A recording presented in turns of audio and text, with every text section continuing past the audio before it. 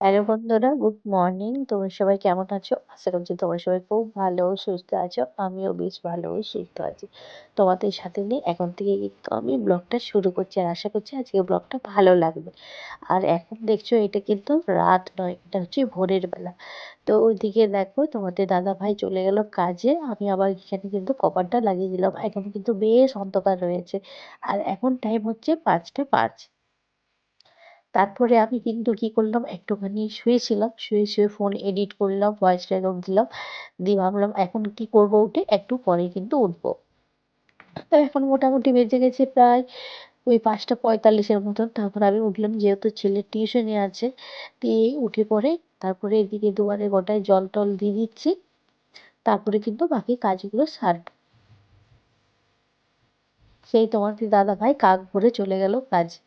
তো ওটা কাক ভোরেই বলে, যেহেতু 5টা 5 বাজে, দেখতে পেলে কতটা অন্ধকার ছিল। আর এখানে কাজ সারবো বলতে আমি বেশি কিছু করব না, এখন সামান্য এই বারান্দাটুকু ঝাড় দেবো। আর বাকিগুলো কিন্তু পরে করব। তো এখন যেহেতু টিউশনি পড়াতে আসবে, মাস্টারমশাই আসবে, তো যাবে উপরে পড়াতে, তার জন্য এখানে সামনেটা একটুখানি নোংরা ছিল, তো সেগুলো ঝাড় দিয়ে এখন বাইরে বার করে দিয়ে একদম পুরো বাইরেটাও কিন্তু ঝাড় দিয়ে দেবো। আর ওইদিকে একবার করে আমাদের উঁচু মানে সিঁড়ির তলে থাকে, একবার করে উঠছে দেখছে, মানে বাইরে অন্য কুকুর আছে, তো তাই একবার করে দেখছে। আবার কিন্তু ওর জায়গায় যেয়েও শুয়ে দিয়েছে। আবার ওকে কিন্তু আমি পরে মানে ঘরের ভিতরে করে দেবো। আগে ওদেরকে তুলবো ছেলে মেয়েকে, তারপরে ঘরের ভিতরে কিন্তু ওকে ঢুকিয়ে দেবো। তা নাহলে কি হয়, যে মাস্টারমশাই যে আসে সে কিন্তু ভয় করে। মানে কাউকে তো আমাদের মানে ঢুকতেই দিবে না ঘরের মধ্যে।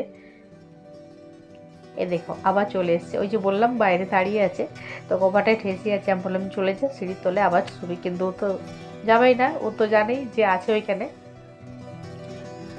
দেখতে পেয়েছো, একবার করে দেখছে যে আছে না চলে গেছে। তো আবার ঠিক ওর জায়গায় চলে গেল। তো ছেলে উঠে গেছে কিন্তু।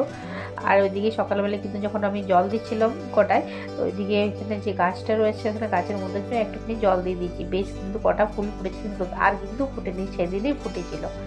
তো আবার যেদিন ফুটবে সেদিন কিন্তু আবার তোমাদের সাথে শেয়ার করব। তো চলো দেখো, তোমাদের সাথে কথা বলতে বলতে এখানটা কিন্তু আমার ঝাড় দেওয়া হয়ে গেল।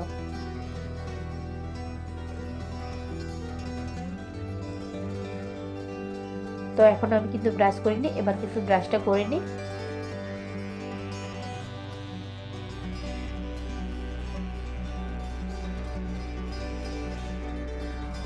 তো এদিকে কিন্তু আমি ব্রাশ করতে করতে দেখছি, ওই যে বললাম যে বাইরে যে কুকুরটা হাসছে, আর এই দেখো চলে গেছে একদম পুরো দুয়ারের কাছে। ওইখানে যে বালতিতে আমি যে নোংরাগুলো ফেলি, মানে জমা করে রাখি, সে বালতিটার মধ্যে একটা প্লাস্টিক ছিল, মানে কিছু একটা ছিল, হ্যাঁ মিষ্টি ছিল। তো মিষ্টি যে প্লাস্টিকটা ছিল, তো সেটাই বার করতে গেছে। তো ভাবছে হয়তো যে কিছু হয়তো খাবার আছে, তো আমি বালতির মধ্যে তো কোনো খাবার রাখবো না।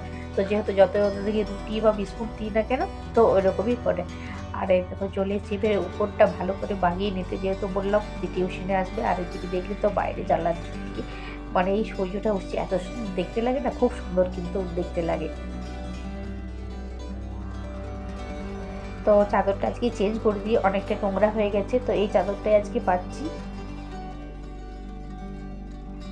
আর এই পালঙ্কর তলে যে আমার কত যে জিনিস আছে, মানে কি বলবো। তো তোমাদের একদিন আমি দেখাবো কি কি জিনিস এখানে রয়েছে। ওর যত কাজের জিনিস রয়েছে, মানে যত দোকানের রয়েছে বলতে, খাপ, বিস্কুটের খাপ, অনেক কিছু, ডিবা, বালতি, সমস্ত কিছু সময় ওই পালঙ্কর তলে কিন্তু রয়ে গেছে। আর কেমন একটা দেখায় না, ওইখানের মধ্যে যদি থাকে, তো একটাই ভাবছি এটা কিছু একটা দিয়ে আড়াল দিয়ে থাকবো, তাতে যাতে ওই পালঙ্ক জিনিসে না দেখা যায়।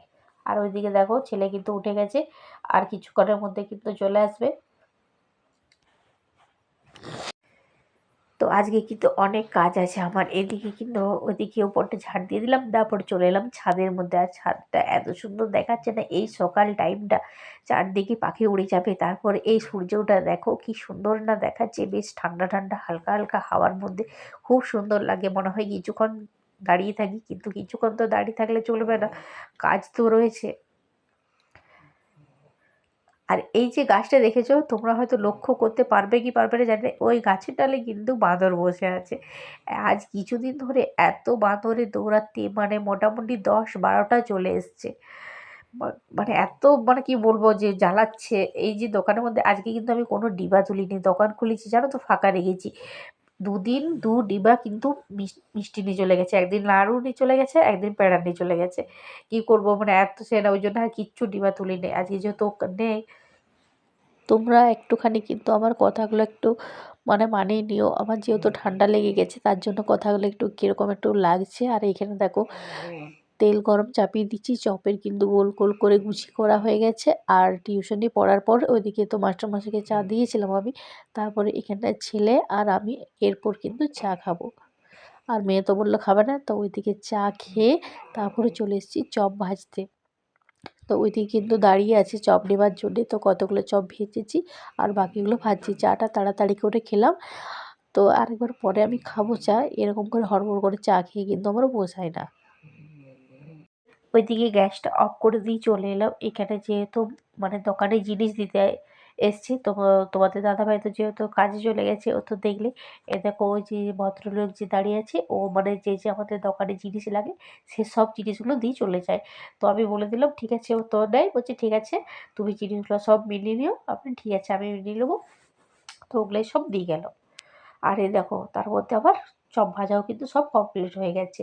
তো এখানে যতগুলো চপ ওইখানে ছিল, বাকিগুলো সব আমি এখানে চপের জায়গাতে রেখে দিচ্ছি।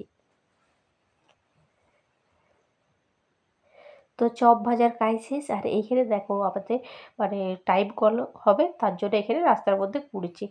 আর তার কিছুক্ষণের মধ্যে কিন্তু এখানে ওই রামনবমী তো সামনে আসছে, রামনবমীর জন্য এখানে কিছু আদায় করতে এসছে। তো এখানে দেখো কোথা থেকে এসছে, তো তোমাদেরকে আমি দেখিয়ে দিলাম গাড়িটা জানলার দিক থেকে। তো মেয়ে ওইখানে চাল টাকা দিতে গেল, যে দিয়ে আসি। আর এইখানে আমাদের গুজুর মজা দেখো।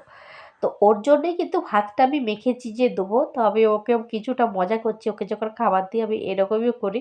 তো ও হয়তো ভাবছে আমাকে খাবারটা দেবে না, তো তার জন্য এগিয়ে এগিয়ে চলে আসছে, ভাবছি যদি না দেয়। আর আমার মেয়ে আমার কাছে বসে আছে, ভাবছে ও হয়তো খেয়ে নেবে, তো ওকে জ্বালাচ্ছে, ওর হাতটা সর করে দিচ্ছে। তো এরকমই করছে। আমি তোমাদের ভয়েস রেকর্ডটা দিতে পারলাম না কেন, যেহেতু ওই যে বললাম ঠাকুরের জন্য নিতে আসছে, ওইখানে মানে গান বাজছে, তো কপিরাইট পড়ে যাবে। তো চলুন বন্ধুরা, আজকে এই পর্যন্ত। যদি ভালো লেগে থাকে অবশ্যই এই মনটার পাশে থেকো। আবারও আসবো কালকে নতুন ভিডিও।